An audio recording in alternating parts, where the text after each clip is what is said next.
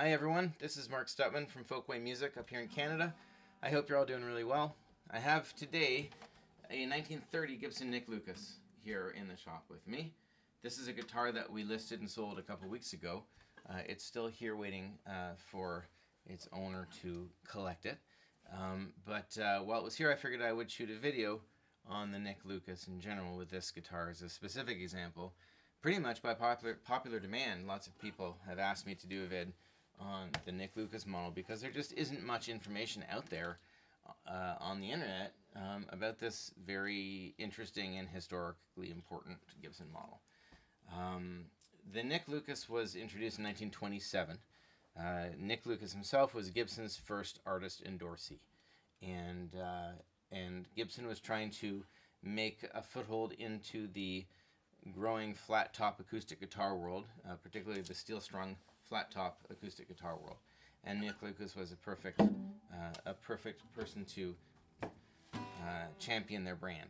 Anyway, so they released the Nick Lucas model in 1927, and it was basically a dressed up L1 that had fancier inlays on it and a beautiful finish, sort of their fanciest Cremona rub finish, and bindings and purfling strips and interesting inlays in the fretboard and bound fretboard. But the single big difference about the Nick Lucas from the onset in 1927 was that the model was very deep. See how deep that is? Kind of look like I'm on a fishing trip holding it. The Nick Lucas model was a very deep guitar, and I suspect that they did that to give the instrument more volume rather than make a bigger guitar the way sort of Martin did. Gibson said, well, let's make a deeper guitar. They eventually built a bigger guitar too, just a couple years later. But their first efforts in making a guitar louder was to go deeper and increase the air volume inside the guitar. And so the Nick Lucas model, they range. They're all a little bit different, but they're pretty deep at the tail block here. This one's 4 5/8 inches, and there's very little taper around the sides. And so at the heel, the neck heel on this side, this guitar is 4 1/4 inches. So there's basically, what is that, 3/8 of an inch of taper between the end block and the tail block. The current modern spec is an inch difference between the thickness here and the thickness here. That's the sort of manufacturer default. So if you have a 4 1/2 inch deep guitar, it's usually 3 1/2 inch over here. So you can see that adds a whole lot of extra volume. It doesn't change anything about the top and the top shape, but it certainly adds a lot of volume to the guitar, and that has a result, a tonal result that you can certainly hear. In 1929, towards the end of 29, Gibson introduced this larger body. I'll call it the L00 shape, because everyone just thinks of this shape as an L00. L00 didn't exist when they started this shape. They had the Nick Lucas L1, the L2, and an LO. And the Nick Lucas was their fanciest guitar, followed by the L2. Anyways, so they introduced this shape in 29, and with this shape, they didn't introduce X-bracing, but everything of this shape was X-braced. X-bracing showed up, like a half a year prior to that in the small body guitars. Very few of those exist. The earliest small body guitars had what we call H-bracing, which had braces that went like this. And then the next incarnation had what we call A-bracing, which is like an abridged X-brace. From below the sound hole, it looks like an X-brace, and above the sound hole, it looks like a ladder brace guitar. And then in late 29, they basically looked at a Martin guitar and copied it and made X-bracing, which is braced a lot like a Martin instrument. Anyways, this is a large body 12 fret Nick Lucas this one's from 1930. This version of the guitar features a spruce top and a mahogany back and sides. You can see it's kind of dark stained mahogany with this beautiful Cremona rub sunburst. In late 31, they switched this model from this mahogany to a Brazilian rosewood back and side, same dimensions, but they put a 13 fret neck on it, and they put a adjustable height archtop style bridge and a trapeze tailpiece and a floating pickguard. So it was sort of like a flat top archtop with a 13 fret neck. That's the same guitar that Bob Dylan made famous. His was converted and had a gilt bridge on it, had been refinished and stuff. But that's the incarnation of the Nick Lucas that Dylan used. And a lot of people that have those guitars now convert them to flat tops, to pin bridge guitars, for neck reset and a different bridge, and you have to do some work on the inside. They generally sound absolutely heavenly as pin bridge guitars. I've converted a few, and they're to die for. Some of the best guitars I've played.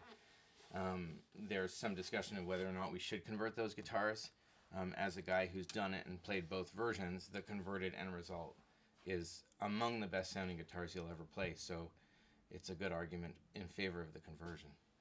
Anyways, after those 13 fret guitars, in 1933, for about a second, Gibson made a 14 fret Brazilian rosewood Nick Lucas. That's the most rare incarnation. Same, again, L00 sort of shape, but with a 14 fret body, deep, but with those early 1933 features of the first 14 fretters. Those things are heavenly, if you are lucky enough to ever find one. There's like a small handful of them in existence, so don't look too long, because you might go gray before you find one. And then shortly thereafter, in late 33, they made the Nick Lucas a maple back and sides instrument, many of which had plywood backs on them. You can see that there would be like bird's eye maple on the inside and figured maple on the outside. You know it's plywood if you see that. And that's a pretty common version of the Nick Lucas. That's what existed all through the 30s as sales sort of petered out towards the late 30s. Those have always commanded big dollars, I guess because they're 14 fretters, and 14 fret guitars usually command more than 12 fret guitars. In my books, they are not near as magical as the earlier ones. The same way most small body Gibsons from after 34, 35 are built more heavily. Same is true with the Nick Lucas. The deep body offsets some of that, and you get some of that bass back that you lose when you start building heavier guitars. But for me, the magic are these two, this 1931, 1930, late 29, those 2 years or so of Nick Lucas production for me are the magic ones. And this is the kind that we see around this store the most, are these mahogany ones, 12 fret mahoganies. They are probably the most common Nick Lucas. What's common, who knows? There's probably a few hundred of them in the world. It's not a very common guitar, but they're the ones that we tend to find, and they're quite wonderful guitars. I guess you guys want to hear this thing already.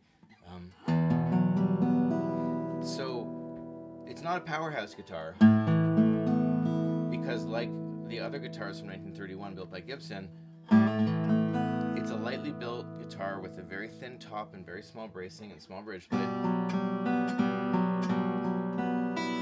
But what it does is it gives you a lot of smokiness and a lot of overtone and harmonics.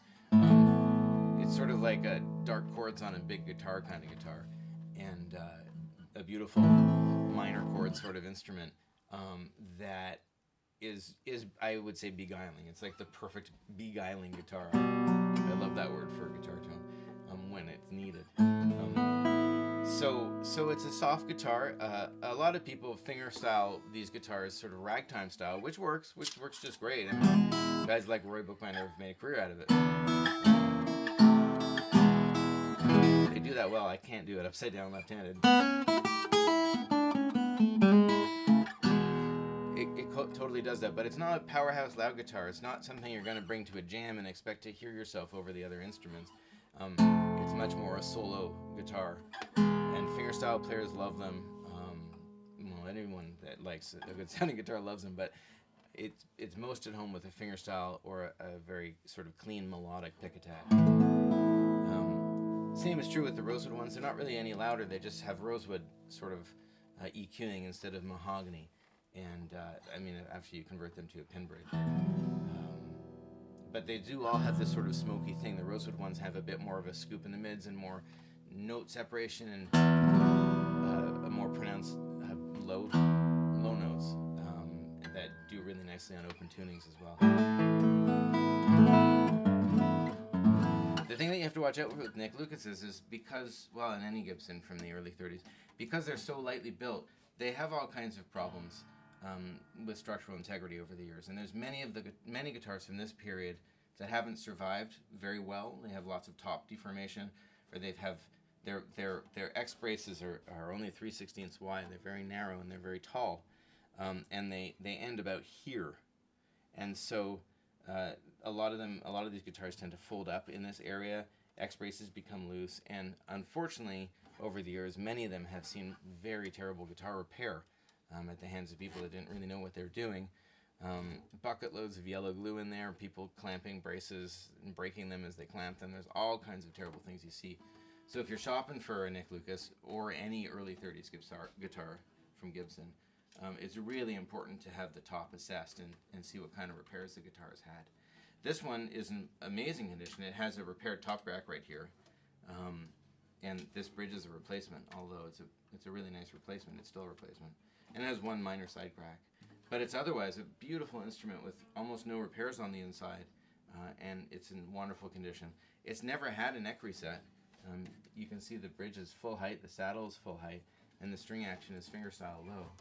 And the neck has never been off, which happens from time to time more with Gibson than with any other brand, simply because the back is often a lot flatter on a Gibson than on other brands. And if the back is flat, it can't become flat as the neck pulls the shoulders this way, because the back is already flat.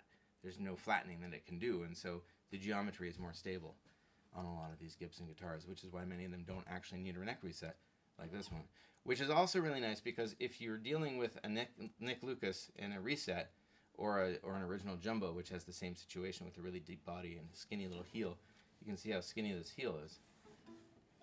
The dovetail, the tail of the dovetail, the male part, ends about right here, and so this whole part of the heel is unsupported. It's just a piece of wood with the grain going the wrong direction that's ready to crack at a minute's notice if you attack this neck removal the wrong way. And so you find a lot of these guitars with a crack in the heel right over here. And so if you don't have to take the neck off, it's nice not to even open up that possibility. And so this one has never had a reset, which is great. Love that. And the bridge that is a replacement is a really nice one. The bridge pins are original, and the finish, of course, is this beautiful original Cremona finish. It's a winner, and it's not a surprise that it sold quickly when we listed it. Anyways, I hope that answers some questions about the Nick Lucas model, and thanks very much for watching. We'll catch you around the next time. Take care.